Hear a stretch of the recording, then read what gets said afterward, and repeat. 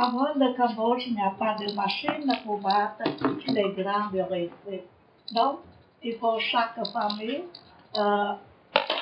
construire la meule comme ça. Il est en bambou et de la terre. Quand on tourne la meule, les dents de la meule crasent les grains de riz en deux parties.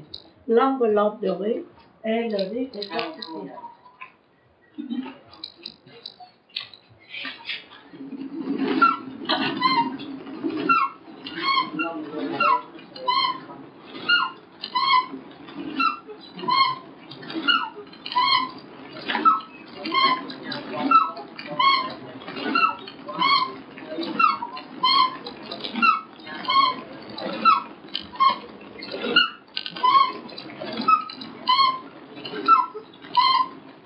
Et après, on va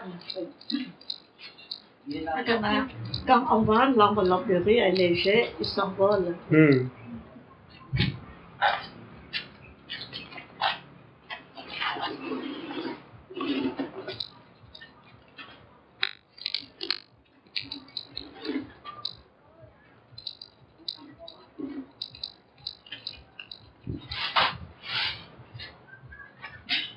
Cái này ông tơ rô này trầu không được là trầu.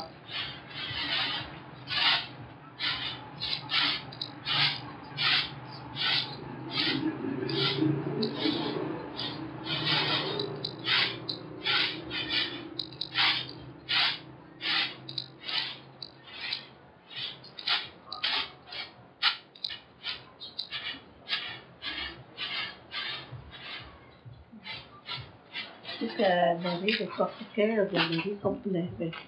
On prend le riz de cortiquet, met dans un mortier et on pilonne encore.